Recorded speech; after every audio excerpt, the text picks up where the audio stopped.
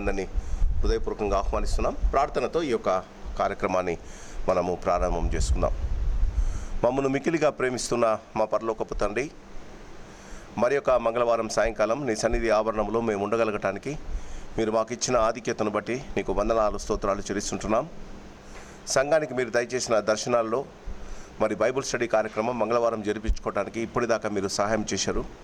మరి మా ప్రభా, మా జీవితాలలో నీ వాక్యము ఎంత ప్రాధాన్యత కలిగి ఉందో, మీరు మా కొరకై మా ప్రభా జరిగిన విషయాలను ఎలా మా కొరకై లిఖించి ఉంచారో, వాటిని గైకొనటం వలన, వాటిని గ్రహించటం వలన, వాటి ప్రకారం జీవించడం వలన మా జీవితాలకు ఎంత ఆశీర్వాదమో, వాటిని త్యజించి వాటిని విసర్జించి వాటిని మా ప్రభా మా జీవితాల్లో అన్వయించుకోకపోవడం ద్వారా ఎన్నో జీవితాలలో ఎంత భయంకరమైన మా ప్రభా విపత్తులు జరిగాయో మీరు మా గమనంలోనికి ప్రతి మంగళవారం తీసుకుని వస్తున్నందుకు నీకు వందనాలు. మరి యొక్క మంగళవారాన్ని మీరు మాకు ఇచ్చినందుకు నీకు స్తోత్రాలు. మీ సంఘం పట్ల, మీ వాక్యం పట్ల శ్రద్ధ కలిగి మరి సంఘంలో ఉన్న ప్రతి వారిని మీరు దీవించి ఆశీర్వదించండి. మార్గమధ్యంలో ఇంకా కొంతమంది వస్తుంటారయ్యా, మీరు వారితో పాటు ఉండండి. వారికి కావలసిన నీ కృపను దయచేయండి. సకాలంలో వారు రాగలగటానికి నీ సహాయం వారికి దయచేయండి. మరి మా తండ్రి, ఈ సాయంకాలం మరి మా మధ్యకు మీరు పంపించిన దైవ సేవకులు రెవరెండ్ డేవిడ్ ప్రకాష్ గారిని బట్టి నీకు వందనాలు. మా ప్రభా, ఎన్నో సంవత్సరాలుగా మీరు వారిని నీ సేవా పరిచయలో వాడుకుంటున్నారు. తనను తన కుటుంబాన్ని మీరు ఆశీర్వదించవలసిందిగా కోరుకుంటూ ఉన్నాం. ఈ దినం వారు మా మధ్య నిలబడి మరి మా ప్రభా నీ యొక్క వాక్యాన్ని పంచుకోవాల్సి ఉంటుండగా మీరు వారితో పాటు ఉండండి. వారు చేస్తున్న పరిచర్య ద్వారా సంఘానికి క్షేమము, ఆశీర్వాదము దయచేయండి. మరి మా తండ్రి, మీరు మాతో మాట్లాడితే కానీ, మేము మమ్మల్ని ప్రత్యేకపరచుకొని పవిత్రపరచుకొని నీ వాక్యం కొరకు మేము ఎదురు చూస్తే కానీ మేము నింపబడము, మేము ఇంకొకరికి చెప్పలేము నాయన. కాబట్టి వారిని మీరు పరిశుద్ధపరచండి. వారి నోటిలో మీరు ఏ వాక్యము ఉంచారో, ఏది మాకు మా జీవితాలకు కావలసిందో ఆ వాక్యం ద్వారా మీరు వారితో మాట్లాడవలసిందిగా కోరుకుంటూ ఉన్నాం. మరి వచ్చిన పెద్దలను బట్టి, ఎగ్జిక్యూటివ్ కమిటీ వారిని బట్టి నీకు వందనాలు, దీవించండి. మరి మా ప్రభా, ఇంకా నువ్వు వస్తున్న వారిని సకాలంలో చేర్చండి. కొంచెం మా ప్రభా, మరి ఆ వాతావరణం అనానుకూలంగా ఉంది. మరి నీ చిత్తమైతే మరి ఎక్కువ మంది రాగలగటానికి సహాయం చేయమని, ఈ సాయంకాలపు దీవెనలు, ఆశీర్వాదాలు మాకు దయచేయమని ప్రాణప్రియుడైన యేసునామాన్ని అడిగి వేడుకుంటున్నాం మా పరమ తండ్రి, ఆమేన్. ఈ సాయంకాలం మన మధ్య రెవరెండ్ డేవిడ్ ప్రకాష్ గారు ఉన్నారు. వారిని సాయంకాలం దేవుని వాక్య పరిచర్య చేయమని మన సెక్రటరీ గారు, ప్రెసిడెంట్ గారు మేము కోరాం. వారు సిద్ధపడి ఉన్నారు. ఇంకా కొంతమంది రావాల్సి ఉంది. వారు వచ్చేకంటే ముందు మనం ఒక పాట పాడుకుందాం. ఎందుకంటే 1 అవర్ టైం ఉంది మనకు. అయ్యగారికి మనం 40-45 మినిట్స్ ఇవ్వచ్చు. మరి వచ్చిన వారందరూ వారి కొరకు ప్రార్థించవలసిందిగా కోరుకుంటున్నాం. ఒక చిన్న పాట పాడుకొని దాని తర్వాత మరి పాస్టర్ గారికి సమయాన్ని దయచేద్దాం. దేవుడే నాకాశ్రయంబు, దివ్యమైన దుర్గము, మహావినోదు డాపదల సహాయుడై నన్రోచును. అభయమేపు దానందమానందమౌగ దేవుడే నాకాశ్రయంబు, దివ్యమైన దుర్గము. పర్వతములు కదలినని, యోర్విమారు పడినను, సర్వమున్ ఘోషించుచుని సాంద్రము పొంగినన్.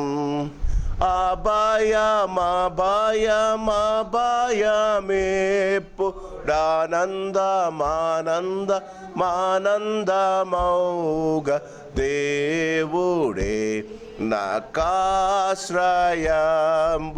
దివ్యమైన దుర్గము. పిశాచి పూర్ణ బలము నాతో పెనుగులాడ జడియును, నశించి శత్రు గణము దేవు నాజ్ఞ వలన బడియును. అభయమేపు దానందమానందమౌగ దేవుడే నాకాశ్రయంబు, దివ్యమైన దుర్గము కోటయునా శ్రయమునయ్యా కోబు దేవుడుండగా ఏటికింక వెరవలయు నెప్పుడు నాకు పండుగ అభయమే పుడానందమానందమానందమౌగ దేవుడే నాకాశ్రయంబు దివ్యమైన దుర్గము. మన మధ్య మరి పాస్టర్ గారు డేవిడ్ ప్రకాష్ గారు ఉన్నారు. వారికి ఈ సమయాన్ని ఇస్తున్నాం. వారు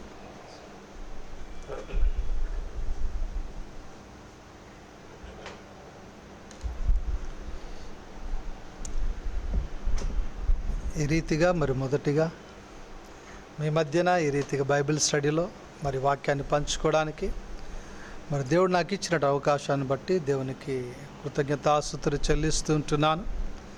అదే రీతిగా మరి సంఘ కాపరైనటువంటి జయాకర్ డేవిడ్ గారికి, అదే రీతిగా మరి సంఘ పెద్దలకు, మరి ప్రెసిడెంట్ గారికి, సెక్రటరీ గారికి, మరి విశ్వాసులకు, మీకు అందరికీ ప్రభు పేరిట వందనాలు చెల్లిస్తుంటున్నాను. సో మరి యొక్క రాత్రికాల సమయంలో ధ్యానము నిమిత్తము ఇర్మియా గ్రంథము 35వ అధ్యాయము 19వ వచనాన్ని మనము చదువుకుందాం. కాబట్టి ఇశ్రాయేలు దేవుడును సైన్యములకు అధిపతి యెహోవా సెలవిచ్చినదేమనగా, నా సన్నిధిలో నిలుచుటకు రేకాబు కుమారుడైన యెహోనాదాబునకు సంతతివాడు ఎన్నడూ ఉండక మానడు. చిన్న ప్రార్థన చేసుకుందాం. మాల్మిక్కిలిగా ప్రేమించిన మా ప్రియ పరలోకపు తండ్రి, మీకు వందనాలు ప్రభా. మరికొన్ని మాటలు ప్రభా నీ యొక్క లేఖన భాగము నుంచి మేము ధ్యానించుకునిచుండగా మాతో మీరు మాట్లాడమని ప్రార్థిస్తుంటున్నాం. మీ ఆలోచన, చిత్తము, సంకల్పము ఏమై ఉన్నదో గ్రహించుటకు నాయన ప్రభా మరి వినే చెవులను, గ్రహించే హృదయమును, ఆచరణలో పెట్టే మనసును మాకు అనుగ్రహించండి. అయోగ్యుని ప్రభా మీ సిలువ చాటును మరుగుపరుచుకొని బురుగా పనిముట్టుగా వాడుకుని మీరు మహిమ పొందమని యేసు నామమున అడుగుచున్నాము తండ్రి, ఆమేన్. ఇర్మియా గ్రంథము 35వ అధ్యాయము 19వ వచనములో చూచినట్లయితే దేవుడు ఒక సంతతి గురించి, ఒక కుటుంబము గురించి సాక్ష్యము దేవుడు పలుకుతూ ఉన్నాడు. సాక్ష్యం ఏమిటి అనగా, నా సన్నిధిలో నిలుచుటకు రేకాబు కుమారుడైన యెహోనాదాబునకు సంతతివాడు ఎన్నడూ ఉండక మానడు అని సాక్ష్యాన్ని మనం ఇక్కడ చూస్తూ ఉన్నాం. ఎవరి యొక్క రేకాబీలు ఎవరు, వీరెక్కడి నుంచి వచ్చారు అని ఒకవేళ మనము పరిశీలన చేసినట్లయితే దినవృత్తాంతముల మొదటి గ్రంథము 2వ అధ్యాయము 55వ వచనాన్ని మనము చదువుకుందాం. దినవృత్తాంతముల మొదటి గ్రంథము ఫస్ట్ క్రానికల్స్ 2వ అధ్యాయం 2nd చాప్టర్ 55th వర్స్ మనం చదివినట్లయితే, యబ్బేజులో కాపురమున్న లేఖికుల వంశములైన తిరాతీలును, షిమ్యాతీలును, సుకోతీలును వీరు రేకాబు ఇంటి వారికి తండ్రి అయిన హామాతు వలన పుట్టిన కేనీయుల సంబంధులు. వీరెవరటండి? కెనానైట్స్ అనగా కేనీయుల సంబంధులై ఉంటున్నారు. ఏ వంశము నుంచి అనగా హామాతు వలన పుట్టిన కేనీయుల సంబంధులు అని మనం ఇక్కడ చూస్తూ ఉన్నాం. ఇంకా లేఖన భాగాన్ని మనము ముందుకు కొనసాగినట్లయితే న్యాయాధిపతుల గ్రంథము మొదటి అధ్యాయము, న్యాయాధిపతుల గ్రంథము మొదటి అధ్యాయము 16వ వచనాన్ని మనము చదువుకుందాం.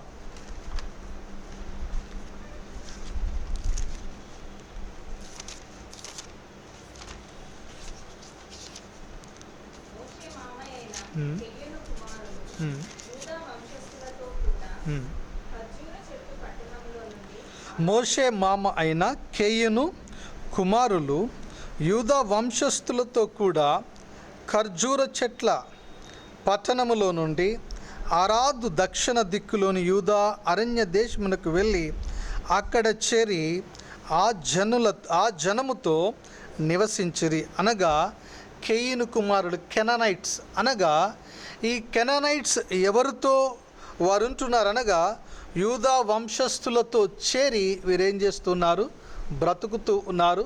స్థిర నివాసం అనేది వీరు ఏర్పరచుకొని ఉంటున్నారు. 4వ అధ్యాయము న్యాయాధిపతుల గ్రంథము 17వ వచనాన్ని కూడా మనము చదువుకుందాం. హోసోరు రాజైన యాబీనుకును కయీనీయుడైన హేబేరు వంశస్థులకును సమాధానము కలిగి ఉండగా సిసెరా కాలినడకను కయీనుడైనగు హేబేరు భార్య అయిన యాయేలు గుడారమునకు పారిపోయిను. అనగా ఈ రేకాబీయులు ఎవరు అనగా హామాతు వలన పుట్టినటువంటి వారు, కేనీయుల సంబంధులు అని మనము లేఖనాన్ని బట్టి మనం చూస్తూ ఉన్నాం. అయితే వీరు యూదా వంశస్థులతో కూడా స్థిర నివాసము ఏర్పరచుకొని ఉంటున్నారు. ఏర్పరచుకోవడమే కాకుండా ఇక్కడ మనము న్యాయాధిపతుల 4వ అధ్యాయములో మనము చూచినట్లయితే ఆ యొక్క యాయేలు గుడారమునకు పోయెను. ఈ యాయేలు ఆ యొక్క రాజుని ఏం చేస్తుందండి, సుత్తెతో కదా ఆ యొక్క కణతలో కొట్టగా చనిపోయినట్లుగా వాక్యము మనకి సెలవిస్తున్నది. ఎవరు ఈ యొక్క స్త్రీ అనగా ఇదిగో ఈ యొక్క కెనానైట్స్ అనగా కేయిను సంబంధులైనటువంటి స్త్రీగా మనకి ఇక్కడ కనబడుతూ ఉంటున్నది.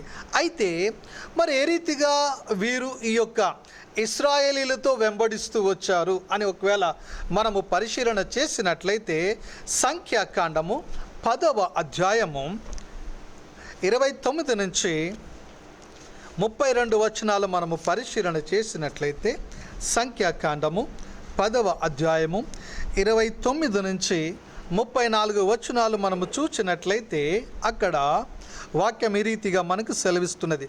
మోషే మామయ్యగు మిద్యానీయుడైన రెపుయేలు కుమారుడగు హోబాలుతో మోషే, యెహోవా మాకిచ్చెదనని చెప్పిన స్థలమునకు మేము ప్రయాణమై పోవుచున్నాము, మాతో కూడా రమ్ము, మేము మీకు మేలు చేసేదము. యెహోవా ఇశ్రాయేలునకు తాను చేయబోవు మేలును గూర్చి వాగ్దానము చేసిననగా అందుకతడు నేను రాను, నా దేశమునకును నా వంశస్థుల యొద్దకును వెళ్ళేదనను. అందుకు మోషే, నీవు దయచేసి మమ్మను విడవకము, ఎట్లనగా ఈ అరణ్యమందు మేము దిగవలసిన స్థలములు నీకు తెలిసి ఉన్నవి. నీవు మాకు కన్నుల వలె ఉందువు, మరియు నీవు మాతో కూడా వచ్చిన ఎడల యెహోవా మాకు ఏ మేలు చేయునో ఆ మేలును బట్టి మేము నీకు మేలు చేయుద్దుమనెను. అనగా ఈ యొక్క రేకాబీలు కానివ్వండి, కేనీయులు కానివ్వండి, వీరెవరు అనగా మిద్యానీయులై ఉంటున్నారు. ఈ యొక్క మిద్యానీయులైనటువంటి వారు మోషేతో వీరేం చేస్తున్నారు, వెంబడిస్తూ ఉన్నారు. మార్గ మధ్యములో వీరు కలుసుకుని వారితో ఉన్నటువంటి ఒక నిబంధనను బట్టి దేవుడు మాకు ఏ మేలు చేస్తాడో ఆ మేలును మేము మీకు కూడా చేస్తాము అని మోషే ఎప్పుడైతే మామతో మాట్లాడి ఉంటున్నారో వారితో పాటు కొందరు వీరిని వెంబడించుకుంటూ వస్తూ యూదా వంశస్థులతో వీరేం చేస్తున్నారు, స్థిర నివాసము ఏర్పరచుకొని ఉన్నారు. స్థిర నివాసం ఏర్పరచుకొని వారితో వీరేం చేస్తున్నారనగా జీవిస్తూ ఉన్నారు. జీవించడమే కాకుండా వారు అనగా ఈ యొక్క కేనీయుల సంబంధులు ఏం చేస్తున్నారనగా ఇశ్రాయేలీలకు మేలును వారు చేస్తున్నట్లుగా మనం ఇక్కడ చూస్తున్నాం. ఇంకా లేఖనములో మనము చూచినట్లయితే అమాలేకీల దగ్గరికి ఈ యొక్క సౌలు ఎప్పుడైతే నాశనము చేయడానికి వెళతాడో వెళ్ళినటువంటి సందర్భములో అక్కడ కుళ్ళ సొమ్మును అనగా అక్కడ దోచుకున్నటువంటి సొమ్మును తీసుకుని వచ్చి కొంత భాగము కేనీయులకు కూడా ఏం చేస్తుంటాడు, ఈ యొక్క రాజు పంపిస్తాడు. చూడండి, వారు ఈ రీతిగా ఇజ్రాయేలీల యొక్క మేలులను ఈ యొక్క కేనీయుల సంబంధులు ఏం చేస్తున్నారు, పొందుకుంటూ ఉన్నారు. అదే రీతిగా మరి దావీదు రాజైనటువంటి దినాలలో సిగ్లకు మీదకి దండెత్తుకుని వచ్చి అక్కడ చెరగా ఉన్నటువంటి వారందరినీ పట్టుకుని పోయినటువంటి సందర్భాలలో దావీదు ఎంతో దుఃఖిస్తాడు, ఏడుస్తాడు. యెహోవాను బట్టి బలము తెచ్చుకొని, ధైర్యము తెచ్చుకొని ప్రార్థన చేసినటువంటి సందర్భాలలో దేవుడు అంటాడు, నువ్వు వెళ్ళుము అని చెప్పినప్పుడు వెళ్ళి తిరిగి జయించి ఆ యొక్క సొమ్మంతటిని తీసుకుని వచ్చిన సందర్భాలలో కొన్ని పోగులుగా ఆ యొక్క కొలసొమ్మును విభాగించి ఆ కొలసొమ్మును కూడా ఎవరికి పంపిస్తుంటాడనగా ఈ యొక్క కేనీలకు ఇవన్నీ కూడా లేఖన భాగములో ఉంటున్నవి.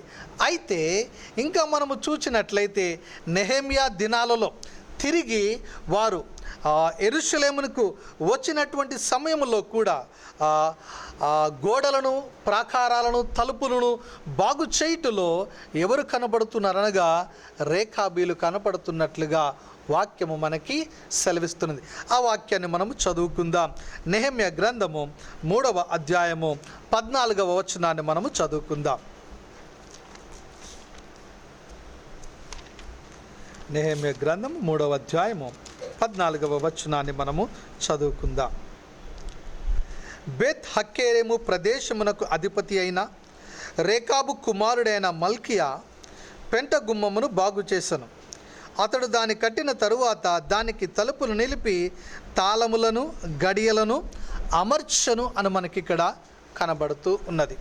అయితే ఇక్కడ మనము చూచినట్లయితే ఇర్మియా గ్రంథము 35వ అధ్యాయములో మనము చూచినట్లయితే దేవుడు మరి యొక్క రేకాబీల గురించి సాక్ష్యము ఇస్తూ ఉన్నాడు. అయితే ఈ సాక్ష్యం ఇస్తున్నటువంటి సమయములు అనగా ఈ రేకాబీలు ఎక్కడి నుంచి వచ్చారు అనగా మిద్యానీయుల యొక్క వంశము నుంచి వచ్చినటువంటి వారై ఉన్నారు. రావడమే కాకుండా ఇశ్రాయేలీలతో వీరేం చేస్తున్నారు, స్థిర నివాసం అనేది ఏర్పరచుకొని ఉంటున్నారు. స్థిర నివాసం ఏర్పరచుకున్నదే కాకుండా మరి ఇశ్రాయేలీలు పరిపాలిస్తున్నటువంటి రాజుల యొక్క మేలులను కూడా వీరేం చేస్తున్నారు, పొందుకుంటున్నట్లుగా మనము చూస్తూ ఉన్నాం. అయితే ఈ యొక్క 35వ అధ్యాయాన్ని మనము 3 విధములుగా మనము పరిశీలన చేయవచ్చు. అనగా ఈ 35వ అధ్యాయంలో 3 విషయాలు. మొదటిగా పరీక్షించుట, రెండవదిగా నిలిచియుండుట, మూడవదిగా స్థిరపరచబడుట. మొదటి 5 వచనాలను మనము పరిశీలన చేసినట్లయితే రేకాబీలను పరీక్షించుట, తర్వాత మళ్ళా మనము 6 నుంచి 11 వచనాలు మనము చూచినట్లయితే నిలిచియుండుట అనగా వారి యొక్క మూల పురుషుడైనటువంటి యెహోనాదాబు చెప్పినటువంటి ఆజ్ఞలలో వారేమై ఉన్నారు, నిలిచి ఉన్నారు. మూడవదిగా మనము పరిశీలన చేసినట్లయితే 12 నుంచి 19 వచనాలు మనము చూచినట్లయితే ప్రభువు ఇశ్రాయేలీలను విడిచి రేకాబీలను స్థిరపరచుట అనే విషయాలు మనము చూడవచ్చు. 3 విషయాలు. మొదటిగా మనము పరిశీలన చేసినట్లయితే పరీక్షించుట, రెండవదిగా మనము చూచినట్లయితే నిలిచియుండుట, మూడవదిగా స్థిరపరచబడుట. ఇక్కడ దేవుడు ఇర్మియాతో మాట్లాడుతూ ఉన్నాడు. అనగా ఈ యొక్క పెద్ద ప్రవక్తలలో 4 ప్రవక్తలలో 2వ ప్రవక్తగా ఇర్మియా ఉంటున్నాడు. ఇర్మియా అనగా మనకందరికీ తెలుసు, విలపించే ప్రవక్త. ఎక్కువగా ఏడుస్తూ, రోదిస్తూ ఇజ్రాయేలు యొక్క దోషము గురించి, వారి యొక్క పాపము గురించి, వారి యొక్క అవిధేయత గురించి ఎంతగానో విలపిస్తూ అనేక సార్లు వారికి హెచ్చరిక చేసినప్పటికీ కూడా ఇశ్రాయేలీలు ఇర్మియా యొక్క మాటలు వినలేదు, పెడచెవిన పెట్టి ఉంటున్నారు. అయితే దేవుడు ఏం చేస్తున్నాడు అనగా రేకాబీలను పిలిపించమని దేవుడే చెప్పాడు. ఎవరికి అనగా ఇర్మియా ప్రవక్తతో దేవుడు మాట్లాడుతూ మొదటి 5 వచనాలు మనము చదువుకుందాం. మొదటి 5 వచనాలు ఇర్మియా గ్రంథము 35వ అధ్యాయము మొదటి 5 వచనాలు మనము పరిశీలన చేద్దాం. యోషియా కుమారుడును యూదా రాజునైన యెహోయాకీము దినములలో యెహోవా యొద్ద నుండి ఇర్మియాకు వాక్కు ప్రత్యక్షమై నీవు రేకాబీల యొద్దకు పోయి వారితో మాట్లాడి యెహోవా మందిరములోని గదులలో ఒక దానిలోనికి వారిని తోడుకొని వచ్చి త్రాగుటకు వారికి ద్రాక్షారసమిమ్మని సెలవీయగా, దేవుడే మాట్లాడుతున్నాడండి. ఎవరితో? ఇర్మియాతో మాట్లాడుతూ ఒక పరీక్ష పెట్టమని చెప్పాడు. దేవుడే చెప్పాడు. ఎవరికనగా ఇర్మియా ప్రవక్తకి చెప్పాడు, ఒక పరీక్ష పెట్టు, నువ్వేం చేయాలి అనగా రేకాబీల యొద్దకు పో, వారిని సమావేశపరచు ఇక్కడ యెహోవా మందిరపు యొక్క గదులలో వారిని ఏం చేయాలా? సమావేశపరిచి వారికి నువ్వు ఒక టెస్ట్ పెట్టు, ఒక పరీక్షించు. ఏమిటి అనగా ద్రాక్షారసం అనేది వారికి అని దేవుడే ఇర్మియాతో సెలవిస్తున్నాడు. సెలవిచ్చినటువంటి సమయంలో అక్కడ 3వ వచనాన్ని మనము పరిశీలన చేద్దాం. నేను ఇర్మియా కుమారుడును యజన్యా మనవుడునైన హబజ్జిన్యాను అతని సహోదరులను అతని కుమారులను అందరినీ అనగా రేకాబీల కుటుంబీకులను అందరినీ తోడుకొని వచ్చితిని. దేవుడు చెప్పినట్లుగా చేస్తూ ఉన్నాడండి. దేవుడు చెప్పినట్లు చేసినట్లుగా, లేకపోతే దేవుడు చెప్పినటువంటి మాటలో మనము విధేయులంగా జీవిస్తే మనకు అనేకమైనటువంటి దీవెనలు, ఆశీర్వాదాలు మనకి పొందుకుంటూ ఉంటాం. కానీ సమస్య అనేది అదేనండి. ఏది?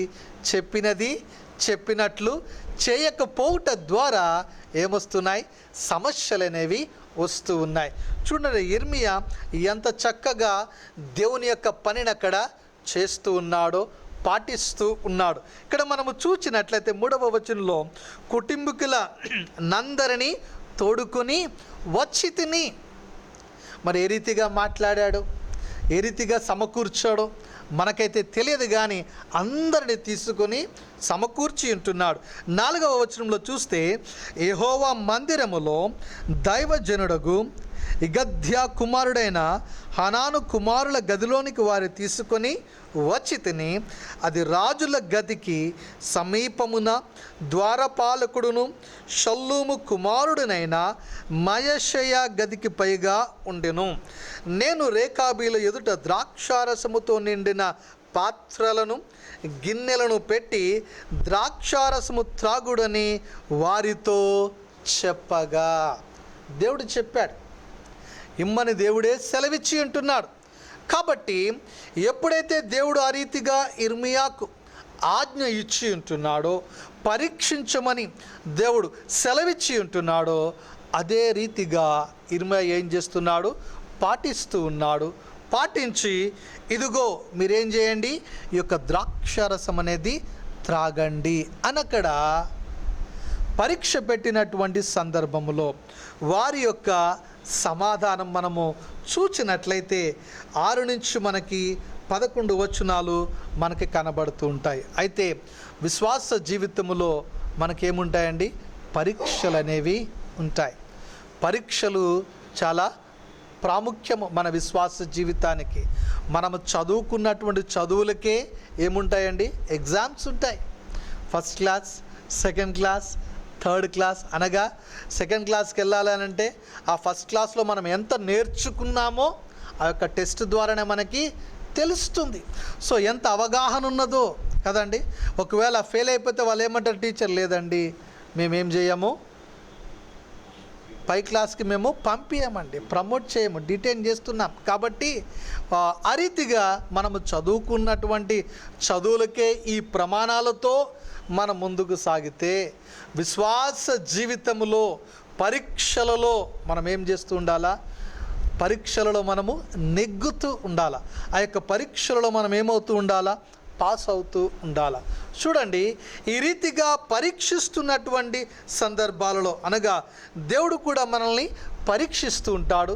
పరీక్షించి క్రీస్తు న్యాయపీఠం ఎదుట మనం ఏం చేయాలా? నిలవబడవలసినటువంటి వారమై ఉన్నాం. మన యొక్క జీవితాన్ని బట్టి, మన యొక్క సాక్ష్య జీవితాన్ని బట్టి మనము క్రీస్తులో ఏ రీతిగా ముందుకు సాగి ఉంటున్నామో, ఏ రీతిగా బ్రతికి ఉంటున్నామో, క్రీస్తు న్యాయపీఠం ఎదుట నిలవబడి మనం ఏం చెప్పాలంటండి? లెక్క అప్పగించవలసినటువంటి వారమై ఉన్నాం. అయితే చూడండి, ఇక్కడ మనము చూసినట్లయితే రేకాబీలకు దేవుడు ఒక పరీక్ష పెట్టినట్లుగా మనం ఇక్కడ చూస్తున్నాం. దానికి వీరి యొక్క స్పందన అనగా ప్రతిస్పందన, ఆ పరీక్షకు వీరు ఇస్తున్నటువంటి సమాధానము ఏమై ఉన్నది అనగా 6వ వచనము నుంచి మనం చదువుకుంటూ ముందుకు సాగుద్దాం. వారు మా పితరుడగు రేకాబు కుమారుడైన యెహోనాదాబు ఏమని చెల్లిస్తున్నాడు అనగా, రేకాబు కుమారుడైన యెహోనాదాబు మీరైనను మీ సంతతి వారైనను ఎప్పుడునూ ద్రాక్షారసము త్రాగకూడదని మాకు ఆజ్ఞాపించను గనుక మేము ద్రాక్షారసము. చూడండి, ఈ సాక్ష్యం ఎవరు ఇవ్వాలా? ఇశ్రాయేలీలు ఇవ్వాలి ఈ సాక్ష్యం. ఎందుకనగా దేవుడు వారితో నిబంధన చేశాడు. అబ్రహామును దేవుడు, అబ్రాహాముతో చేసినటువంటి నిబంధనను దేవుడు జ్ఞాపకము చేసుకొని 430 సంవత్సరాలు వారు బానిసలుగా బ్రతుకుతున్నారని, వారి యొక్క మొర ఎప్పుడైతే దేవుని యొక్క సన్నిధికి చేరి ఉంటున్నదో దేవుడు మోషేని పిలుచుకుని ఏర్పరచుకుని వారి దగ్గరికి పంపించి, ఐగుప్తులో అద్భుతములు దేవుడు 10 తెగుళ్ళు వారి ఎదుట 10 తెగుళ్ళ ద్వారా వారిని మొత్తి ఆ 10 తెగుళ్ళు వీరికి మినహాయించాడు. వీరికి అటువంటి తెగుళ్ళు ఏమీ లేవు. చూడండి, దేవుని యొక్క సూచక క్రియలు, అద్భుతాలు వారు కల్లారా చూచి అద్భుతాలు చూడండి, అగ్నిస్తంభముగా మేఘస్తంభముగా దేవుడు వారి మధ్యన నిలిచి, ఎంతో గొప్ప ధన్యత కదండి అది. మనం ఒక్కసారి యెరూషలేము అనగానే ఒక్కసారి చూడగానే ఒక రకమైనటువంటి ఆనందము, సంతోషము. ఎందుకనగా ప్రభువు సంచరించినటువంటి ప్రదేశము, స్థలము, జన్మించినటువంటి స్థలము. దానికి ఎంతో మనం అది ఒక్కొక్కసారి ఇజ్రాయేల్ అనగానే ఎంతో పులకిస్తూ ఉంటుంది మనకి. చూడండి, అయితే దేవుడే వారి మధ్యన వారితో ఉండి సంచరిస్తూ అద్భుత కార్యాలు చేస్తూ కల్లారా చూచినటువంటి ప్రజలు ఈ సాక్ష్యము ఇవ్వడం లేదండి. వాగ్దాన దేశంలోనికి దేవుడు వారిని నడిపించడమే కాకుండా రాజులను ఇచ్చాడు, న్యాయాధిపతులను ఇచ్చాడు. అయ్యా నువ్వు వద్దు, మాకెవరు కావాలా? సకల జనులు ఏ రీతిగా మర్యాద ఏ రీతిగా ఉందో మేము అలాగే ముందుకు సాగుతాం, మాకు రాజు కావాలి అని అన్నప్పుడు మంచిది, ప్రజలు కోరుకున్నట్టుగానే అని దేవుడు ఏమిచ్చాడు? వారికి రాజులను దేవుడు ఇచ్చాడు. చూడండి, కానీ ఈ సాక్ష్యము ఎవరి దగ్గర నుంచి రావడం లేదండి? ఇశ్రాయేలీయుల దగ్గర నుంచి రావడం లేదు. కానీ ఈ సాక్ష్యము ఎవరి దగ్గర నుంచి వస్తుంది? రేకాబీలు వారి కుమారుడైనటువంటి అనగా పితరుడైనటువంటి యెహోనాదాబు దగ్గర నుంచి వస్తుంది. ఈ యెహోనాదాబు రాజుల గ్రంథములో చూస్తే యోహూతో వీరిద్దరు కలిసి, ఈ యెహోనాదాబు అదే రీతిగా క్షమించండి,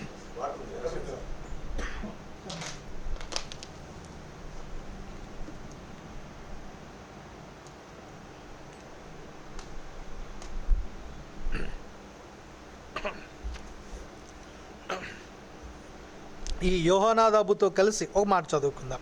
రాజుల 2వ గ్రంథము 10వ అధ్యాయము 15వ వచనం చదువుకుందాం. రాజుల 2వ గ్రంథము 10వ అధ్యాయము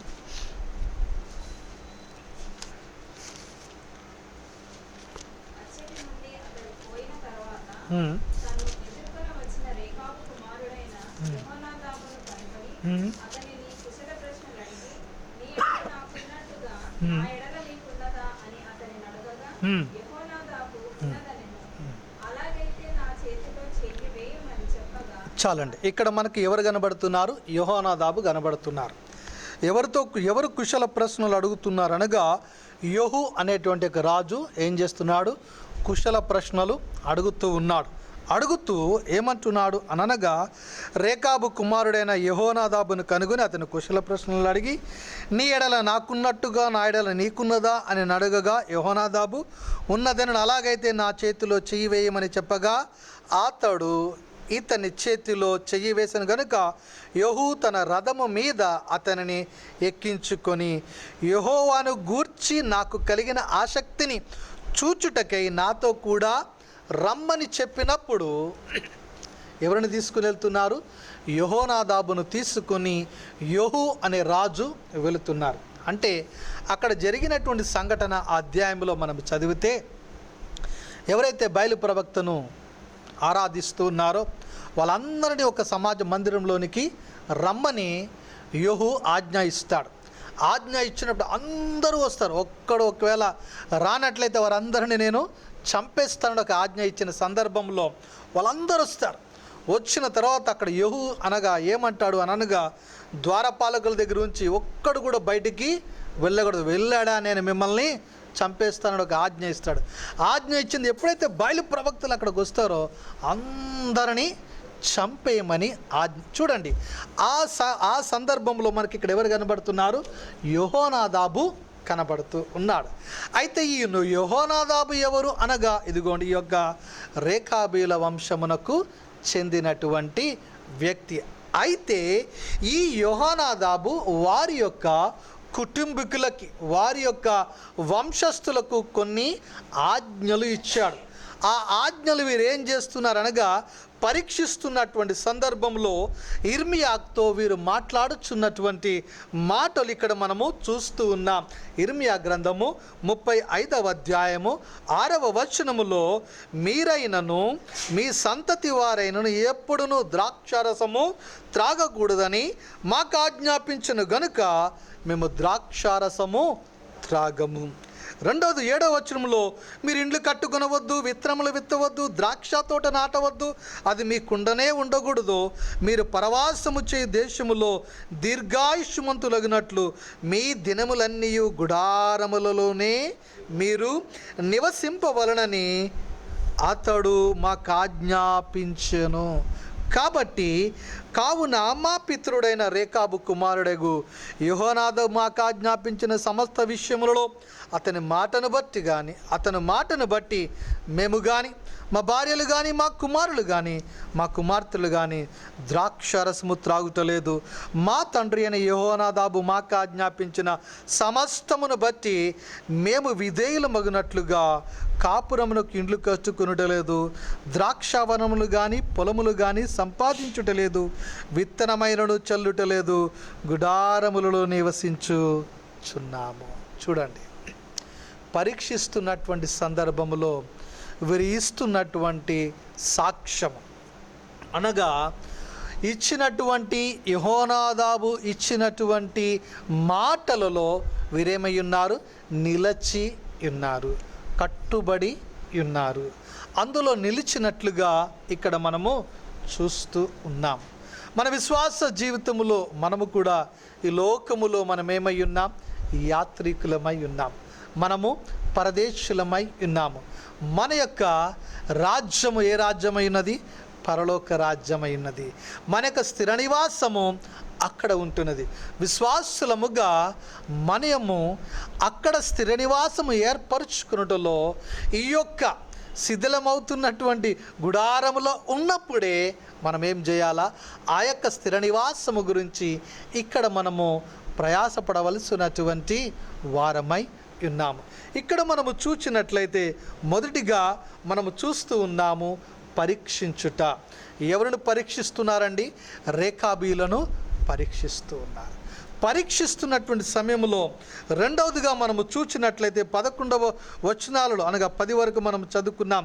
11వ వచనములో, అయితే బబులోను రాజైన నెబుకద్నెజరు ఈ దేశములో ప్రవేశింపగా కల్దీల దండుకును సిరియనుల దండునకును భయపడి మనం యెరూషలేమునకు పోదుము రండని మేము చెప్పుకుంటాము గనుక యెరూషలేములో కాపురమున్నామని చెప్పిరి. వారు ఎక్కడున్నారండి? సన్నిధి విడిచిపెట్టడంలే. నిత్యము తన యొక్క సన్నిధి, తన యొక్క ప్రసన్నత దేని మీద నిలిచి ఉంటున్నదట?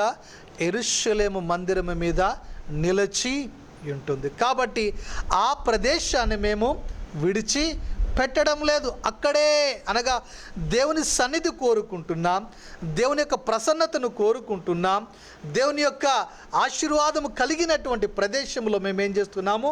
నివాసము ఉంటున్నాం. చూడండి, రేఖాబుల యొక్క సాక్ష్యము చూసినట్లయితే నిలచి ఉంటున్నారు. దేవుడు మనను పరీక్షిస్తున్నటువంటి సమయంలో మనం ఏ రీతిగా ఉంటున్నాం? పరీక్షలో మనము నిలవబడుతున్నామా? పరీక్షలలో మనము ఫెయిల్ అవుతూ ఉంటున్నామా? రెండవదిగా మనము చూసినట్లయితే రేఖాబీలు మాత్రము నిలిచినట్లుగా మనము చూస్తూ ఉన్నాం. అయితే మరి మనము ఆ రీతిగా నిలవబడగలుగుతున్నామా లేదా? మూడవదిగా మనము చూచినట్లయితే రేకాబీలను స్థిరపరచుట, అనగా ఇశ్రాయేలును విడిచి రేకాబీలను స్థిరపరచుట, దాని విషయాన్ని మనము పరిశీలన చేద్దాం. ఇక్కడ మనకి 12వ వచన భాగం నుంచి మనము పరిశీలన చేసినట్లయితే కొన్ని విషయాలు మనం చదువుకుందాం. 12వ వచనాన్ని మనం చదువుకుందాం. అంతటా యెహోవా వాక్కు ఇర్మియాకు ప్రత్యక్షమై ఇలాగు సెలవిచ్చెను. ఇశ్రాయేలీయుల దేవుడగు యెహోవా సెలవిచ్చినదేమనగా, నీవు వెళ్ళి యూదావారికి యెరూషలేము నివాసులకును ఈ మాట ప్రకటింపము. యెహోవా వాక్కు ఇదే, మీరు శిక్షకు లోబడి నా మాటలను ఆలకింపరా, ఇదే యెహోవా వాక్కు. ఇక్కడ చూచినట్లయితే 2 విషయాలు. మొదటిగా యూదా వారికి వర్తమానం కనబడుతున్నది. ఈ 12 నుంచి 19 వచనాలలో మనము చూస్తే యూదా వారులకు వర్తమానం, దేవుని యొక్క వర్తమానం. ఆ యొక్క వర్తమానం ఏమై ఉన్నది అనగా, దేవుని యొక్క మాట వినుము. రేకాబీల యొక్క కుమారుడైనటువంటి 14వ వచనంలో, ద్రాక్షారసము త్రాగవద్దని రేకాబు కుమారుడైన యెహోనాదాబు తన కుమారులకు ఆజ్ఞాపించిన మాటలు స్థిరముగా ఉన్నవి. నేటి వరకు తమ పితరుని ఆజ్ఞకు విధేయులై వారు ద్రాక్షారసము త్రాగకున్నారు. నేటి వరకును వారు ఏ రీతిగా ఉన్నారట? స్థిరముగా ఉన్నారు.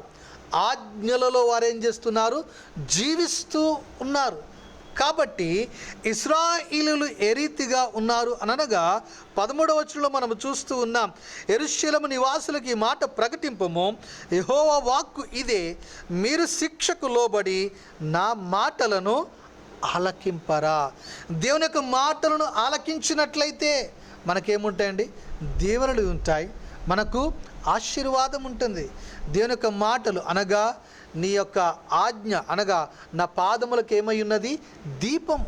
దేవుని యొక్క వాక్యము మన యొక్క విశ్వాస జీవితానికి దీపమై ఉన్నది, మన యొక్క మార్గములకు త్రోవ చూపిస్తూ ఉన్నవి దేవుని యొక్క వాక్యము, దేవుని యొక్క మాటలు, దేవుని యొక్క ఆజ్ఞలు. అయితే దేవుని యొక్క ఆజ్ఞలలో మనము బ్రతికినట్లయితే, జీవించినట్లయితే అది మనకును, మన యొక్క కుటుంబానికి, మన యొక్క సంఘానికి క్షేమకరము, ఆశీర్వాదకరమై ఉంటున్నది. కానీ ఇక్కడ ఇజ్రాయేలీయుల విషయంలో చూచినట్లయితే వారు ఏ రీతిగా ఉన్నారనగా, ఆలకింపరా అనే ఒక ప్రశ్నార్థకం అక్కడ కనబడుతున్నది. అనగా వారు ఏ రీతిగా ఉన్నారు అనగా, ఆలకింపలేనటువంటి పరిస్థితులలో వారు ఏం చేస్తూ ఉన్నారు? జీవిస్తూ ఉన్నట్లుగా మనం ఇక్కడ చూస్తూ ఉన్నాం. ఒకవేళ దేవుని యొక్క మాట మనము వినినట్లయితే అది మనకు దీవెన.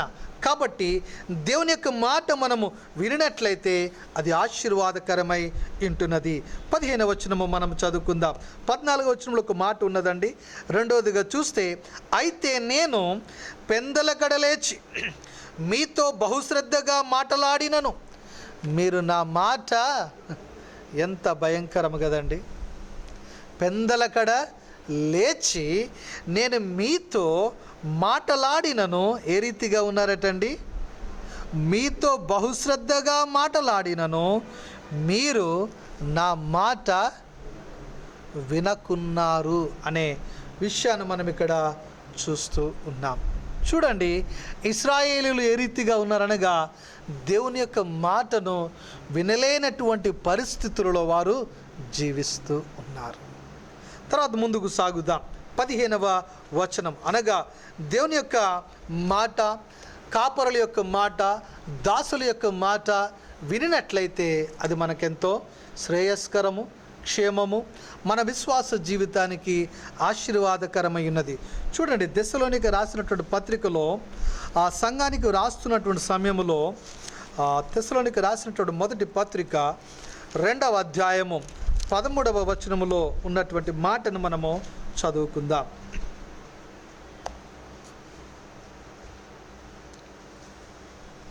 దెస్సలోనికేయులకు రాసినటువంటి మొదటి పత్రిక 2వ అధ్యాయం 13వ వచనం.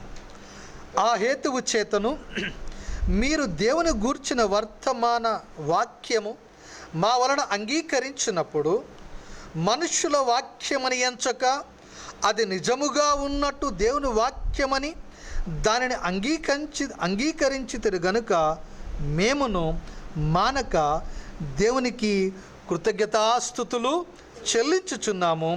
ఆ వాక్యమే విశ్వాసులైన మీలో కార్యసిద్ధి కలుగజేయుచున్నది. పౌలు గారు ప్రకటిస్తూ ఉన్నారు. స్వార్థను ప్రకటిస్తున్నటువంటి సందర్భంలో అది మనుషుల మాటలని వారు ఎంచలేదు. ఏమని ఎంచారటండి? దేవుని గూర్చిన వర్తమాన వాక్యము మా వలన అంగీకరించినప్పుడు మనుష్యుల వాక్యమని ఎంచక, అది ఏమని ఎంచారట? దేవుని మాటలు అని వారు ఏం చేశారు? ఎంచారు. ఎంచి వారి యొక్క జీవితాలు వారు ఏం చేసుకున్నారు? సరిచేసుకున్నారు. విశ్వాసములో వారు ఎదుగుతూ ఉన్నారు. దానిని బట్టి కృతజ్ఞతాస్తుతులు చెల్లిస్తూ ఉంటున్నాడు. అందుకంటాడు, ఆ వాక్యమే విశ్వాసులైన మీలో కార్యసిద్ధి కలుగజేస్తున్నది. దేవుని సేవకులు కానీ, దేవుడు ఏర్పరచుకున్నటువంటి వారు కానీ, దైవ సేవకులు కానీ ఎప్పుడైతే వాక్యాన్ని వారు ప్రకటిస్తూ ఉంటారో అది దేవుని యొక్క మాటలు అని మనం ఎప్పుడైతే స్వీకరిస్తామో అది మనకెంతో ప్రయోజనకరమై ఉంటున్నది. చూడండి, ఆ రీతిగా మరి తెస్సలోనిక సంఘము స్వీకరించింది. విశ్వాసములో వారు ఎదిగి ఉంటున్నారు. కానీ ఇర్మియా ప్రకటిస్తున్నటువంటి మాటలను మాత్రము వారు ఏం చేస్తున్నారండి? స్వీకరించడం లేదు, వినడం లేదు. దేవుని మాటలని వారు నమ్మడం లేదు. పెడచెవిన వారు ఏం చేస్తున్నారు? పెడుతూ ఉన్నారు. కాబట్టి అక్కడ దేవుడు ఏమని సెలవిస్తున్నాడు అనగా, నేను పెందలకడ లేచి మీతో బహుశ్రద్ధగా మాట్లాడినను మీరు నా మాట వినక ఉన్నారు. ఎప్పుడైతే వాక్యాన్ని మనం వింటామో తద్వారా మనలో ఏమొస్తుందండి? రూపాంతరము, మార్చబడతాము. నిజమే కదా, వాక్యం ఈ రీతిగా సెలవిస్తుంది కదా, వాక్యము నన్ను దిద్దుతుంది కదా, వాక్యము అద్దము వలె సరిచేస్తుంది కదా, వాక్యము పాల వంటిది కదా, సుత్తె వంటిది కదా అని ఎప్పుడైతే మనం స్వీకరించి మనం సరిచేసుకుంటామో తద్వారా మనకేమవుతుంది? రూపాంతరము చెందడానికి ఎంతో ప్రయోజనకరమైనదిగా ఈ వాక్యము మనకు ఉంటున్నది. కాబట్టి ఇక్కడ మనము చూసినట్లయితే ఈ యొక్క ఇశ్రాయేలీలు మాత్రము ప్రవక్త యొక్క మాటలను, దేవుని యొక్క మాటలను వారు ఏం చేస్తున్నారండి? పెడచెవిన పెడుతున్నట్లుగా మనము చూస్తూ ఉన్నాం. 16వ వచనాన్ని మనము చదువుకుందాం. 15 మొత్తం మనం చదువుకుందామండి. మరియు పెందలకడ లేచి ప్రవక్తలైన నా సేవకులను అందరినీ మీ యొద్దకు పంపుచు, ప్రతి వాడును తన దుర్మార్గతను విడిచి మీ క్రియలను చక్కపరుచుకున్న ఎడల అన్య దేవతలను అనుసరింపకయు వాటిని పూజింపకయు నుండిన ఎడల. చూడండి, ఎంత భయంకరమైనటువంటి పరిస్థితుల్లో ఎవరు చేస్తున్నారండి? ఇశ్రాయేలీలు నిజమైనటువంటి దేవుని విడిచిపెట్టారండి. అగ్నిస్తంభముగా, మేఘస్తంభముగా వారి మధ్యన ఉండి నడిపించి అద్భుత కార్యాలు, ఆశ్చర్య కార్యాలు కల్లారా చూచినటువంటి ప్రజలు ఇప్పుడు ఏం చేస్తున్నారండి? ఆ దేవుణ్ణి విడిచిపెట్టి వారు ఏం చేస్తూ ఉన్నారు అనగా అన్య దేవతలను వారు ఏం చేస్తున్నారు? అనుసరిస్తూ ఉన్నారు, వాటిని పూజిస్తూ ఉన్నారు. అందుకే దేవుడు అంటున్నాడు, నేను మీకును మీ పితరులకు ఇచ్చిన దేశంలో మీరు నివసిస్తురని నేను ప్రకటించి తిని గాని మీరు చెవియొగ్గక నా మాట. దేవుడు తరుణం ఇస్తాడండి ప్రతి ఒక్కరికి. మన విశ్వాస జీవితంలో బాగు చేసుకోవడానికి దేవుడు ఏమిస్తాడు? తరుణం ఇస్తాడు. హెచ్చరికలు కూడా దేవుడు చేస్తూ ఉంటాడు. వీరికి అనేకమైన హెచ్చరికలు దేవుడు చేస్తూ వచ్చాడు. ఇర్మియాతో మాట్లాడుతూ ఉన్నాడు. మాట్లాడినప్పటికీ కూడా వారు ఏ రీతిగా ఉన్నారు అనగా ఆ మాటను విననటువంటి పరిస్థితులలోనికి వారు వెళ్ళిపోయినట్లుగా వాక్యము మనకి సెలవిస్తుంది. వారు వినక పోతిరి, ఆలకింపక పోతిరి. ఎన్నిసార్లు గద్దించినను, లోబడినటువంటి వాడు మరి తిరిగి లేకుండా హఠాత్తుగా నాశనమగునని వాక్యము సెలవిస్తూ ఉంటున్నది. కాబట్టి ముందుకు సాగుదామండి. 17వ వచనము మనం చదువుకుందాం. 16-17.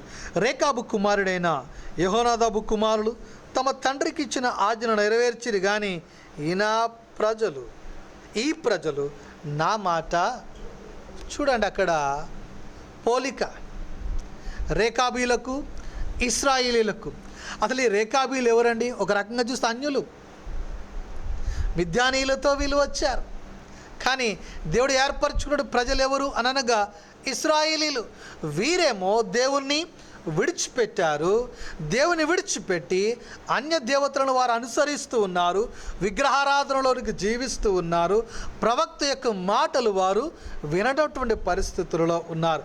కానీ రేకాబీలేమో వారి యొక్క పితృడైనటువంటి యెహోనాదాబు చెప్పినటువంటి మాటలలో వారు ఏం చేస్తున్నారు? స్థిరముగా ఉన్నారు, నిలచి ఉన్నారని దేవుడే సాక్ష్యం ఇస్తున్నాడండి వారి గురించి. ఈ అధ్యాయంలో మనం చూస్తున్న అనేక సార్లు దేవుడు సెలవిస్తున్నటువంటి మాటలు మనకు కనబడుతున్నాయి. అనగా ఇదిగో చూడండి, యెహోనాదాబు కుమారులైన అనగా సంతతి వారైనటువంటి రేకాబీలకు ఏ రీతిగా స్థిరముగా ఉన్నారు, వారు ఆ రీతిగా పాటిస్తూ ఉన్నారు. 16వ వచనంలో తమ తండ్రి తమకిచ్చిన ఆజ్ఞలను నెరవేర్చడు కానీ ఈ ప్రజలు నా మాట వినక ఉన్నారు, తిరస్కరిస్తున్నారు. అయితే మన ప్రభు అయిన అనగా మన తండ్రి అయిన దీని యొక్క ఆజ్ఞలలో మనము జీవిస్తున్నామా లేదా? చూడండి, వీరిని బట్టి అనగా వీరి యొక్క అవిధేయతను బట్టి మనలను మనం పోల్చుకున్నటువంటి సందర్భాలలో మనం ఆయన యొక్క ఆజ్ఞలలో మనము జీవిస్తున్నామా లేదా? చూడండి, రేకాబీల గురించి దేవుడు సాక్ష్యం ఇస్తున్నాడు అని అంటే వారు ఎంత మంచిగా జీవించి ఉంటున్నారు అనేది మనము పరిశీలన చేసుకోవాల్సినటువంటి వారమై ఉంటున్నాం. 17వ వచనంలో మనం సాగుదాం.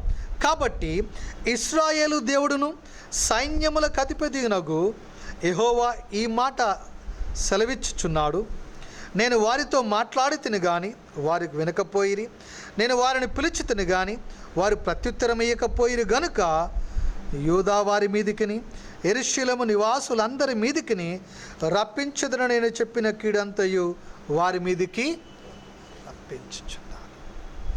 దేవుడు వారితో మాట్లాడుతున్నాడు. మీరు నా మాట వినలే, ఆలకించడం లేదు, కాబట్టి మీ మీదికి ఏమి రాబోతుంది? కీడు అనేది రాబోతూ ఉన్నది. తర్వాత మనము 18వ వచనంలోకి మనం సాగుదామండి.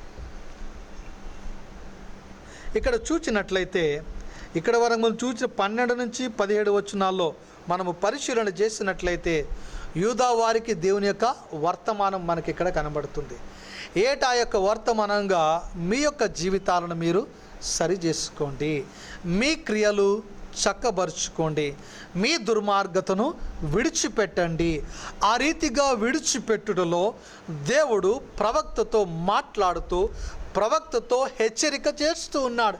ఇదిగో ఉగ్రత రాబోతూ ఉన్నది, ఇదిగో మీరు చెరలోనికి వెళ్ళిపోతారు, కీడు సంభవింపబోతూ ఉన్నది, కాబట్టి మీ యొక్క క్రియలను మీరు చక్కబరుచుకోండి అని చెప్పి దేవుడు యూదా వారికి ఒక వర్తమానాన్ని పంపిస్తూ ఉన్నాడు. అయితే ఆ యొక్క వర్తమానాన్ని ఈ యొక్క ఇశ్రాయేలీలు ఏం చేస్తున్నారండి? వినడము లేదు. కాబట్టి వారి మీదకి ఏం రాబోతుంది? కీడు అనేది రాబోతూ ఉన్నది. అయితే ఇక్కడ మనము చూసినట్లయితే రేకాబీల గురించి దేవుడిస్తున్నటువంటి వాగ్దానం మనకి 18 నుంచి మనము పరిశీలన చేసినట్లయితే, మరియు ఇర్మియా రేకాబీలను చూచి ఇట్లెనను, ఇశ్రాయేలు దేవుడును సైన్యములకు అధిపతియునగు యెహోవా ఇలాగూ సెలవిచ్చుచున్నాడు, మీరు మీ తండ్రి అయిన యెహోనాదాబు ఆజ్ఞకు విధేయులై అతని విధులన్నిటినీ గైకొని అతడు మీకు ఆజ్ఞాపించిన సమస్తమును అనుసరించుచున్నారు. కాబట్టి ఇశ్రాయేలు దేవుడును సైన్యములకు అధిపతి యెహోవా సెలవిచ్చినదేమనగా, నా సన్నిధిలో నిలుచుటకు రేకాబు కుమారుడైన యెహోనాదాబునకు సంతతివాడు ఎన్నడూ ఉండక, దేవుడే సాక్ష్యం ఇస్తున్నాడు, ఎన్నడూ ఉండక మానడు. 3 విషయాలు మనం ఈ అధ్యాయంలో పరిశీలన చేశాం. రేకాబీలను దేవుడు పరీక్షించాడు. రెండవదిగా మనము చూచినట్లయితే ఆజ్ఞలలో వారు ఏం చేస్తున్నారు? నిలిచి ఉంటున్నారు. దేవుడు వాగ్దానంతో వారిని ఏం చేస్తున్నాడు? స్థిరపరుస్తూ ఉంటున్నాడు. ఈ రేకాబీలతో ఒకవేళ మనల్ని పరీక్షించుకున్నట్లయితే, వ్యక్తిగతంగా మనలను, మన కుటుంబాలను దేవుడు ఒకవేళ మనలను చూచినట్లయితే, మన వ్యక్తిగత జీవితాన్ని కానివ్వండి, మన కుటుంబాన్ని ఒకవేళ దేవుడు చూచి రేకాబీలకు ఇచ్చినటువంటి సాక్ష్యము మనము కలిగి ఉన్నామా లేదా? దేవుడు మనల్ని చూసినటువంటి పరిస్థితులలో, మనము పరీక్షిస్తున్నటువంటి సందర్భాలలో మనము దేవుని యొక్క ఆజ్ఞలలో మనము నిలిచి ఉంటున్నామా? ఆజ్ఞానుసారంగా మనము జీవిస్తున్నామా? ఆ రీతిగా మనము బ్రతుకుతూ దేవుని యొక్క వాగ్దానాలలో మనము పొందుకుంటున్నామా? పరీక్షించుకుందాం. ఆ రీతిగా ఒక నిబంధన తీర్మానముతో ముందుకు సాగుదాం. దేవుడి మాటలు దీవించునుగాక.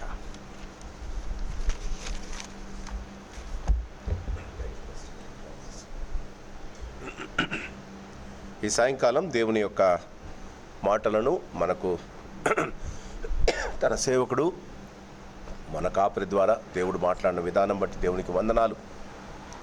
ఇశ్రాయేలును దేవుడు కోరుకొని వారి కొరకు ఎన్నో సంవత్సరాలు ఆయన తన ప్రేమను చూపిన తర్వాత కూడా అన్యులు వచ్చి, రేకాబీయులు వచ్చి దేవుని చేత అలా వారు తీసుకున్న తీర్మానాలు, వారి యొక్క స్థిరతను బట్టి మనం గమనించాం. మన జీవితాల్లో మనం కూడా అన్యులం. రేకాబీయులు మాదిరి మనం దేవునితో అంటి కట్టుబడడం. మరి అలాంటి వారం మనకు చెప్పబడిన యేసు ప్రభు మాటలను మనం గమనించి, వారు ఎలా వారి పితరుడైన యోహానాదాపు చెప్పిన మాటకు వారు కట్టుబడినట్టు మనకు వినిపింపబడిన యేసు మాటలకు మనం కట్టుబడి ఉంటే మన జీవితాలను కూడా స్థిరపరుస్తాడు.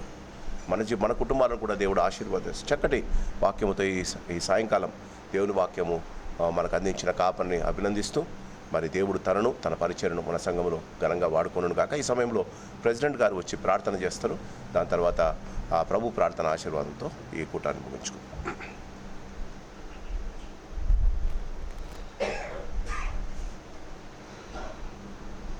పరిశుద్ధుడా, ప్రేమగల మా తండ్రి, కృపగల మా నాయన యేసు ప్రభువా, నీకే వందనములు, స్తుతులు, స్తోత్రం చెల్లించుకుంటున్నా ప్రభా.